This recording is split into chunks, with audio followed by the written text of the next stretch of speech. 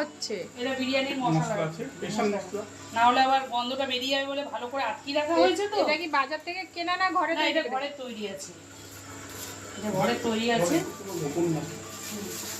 এটা সিক্রেট মশলা তাহলে? হ্যাঁ, রহস্য আছে এর ভিতরে। এর ভিতরে আছে, এটা বলা যাবে না কি দিয়ে আমরা এই মশলাটা তৈরি করেছি। এটা হচ্ছে বৌদির বিরিয়ানি।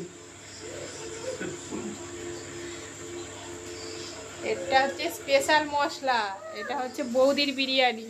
বৌদির বিরিয়ানি পাঞ্জাবে এসেও বৌদির বিরিয়ানি হচ্ছে। বাড়িতে তো হয়, কিন্তু পাঞ্জাবে এসে স্যালাড আমাদের রেডি হয়ে গেছে, শুধু খাওয়ার অপেক্ষায় দাঁড়িয়ে রয়েছে সবাই খাওয়ার জন্য। পাবো ওইটাই নিয়ে আমরা আপাতত অপেক্ষা করছি। রাইস চলে গেছে বিরিয়ানির গন্ধে। রাইস চলে এসেছে বন্ধুরা। ফোনের দিকে চলে যাও, তোমার এখানে রান্না করার কোনো কাজ নাই। বুঝেছিস, আর একটু বড় জায়গা হলেও ভালো। এটা কত চাল দেওয়া হয়েছে? 1.5 কেজি চাল দেওয়া হয়েছে। চালটা খুব পুরোনো চাল তো, রাইসটা অনেকটা বেড়েছে।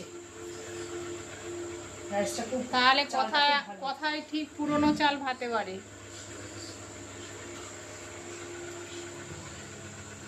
খুন্তিটা কোথায় রেখেছি?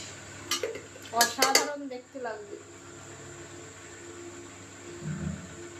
জানি না খেতে কিরকম লাগবে, কারণ একটু দম দেওয়ার জায়গাটা একটু ছোট হয়ে গেছে। আর একটু বড় জায়গা হলে দমটা ভালো হতো।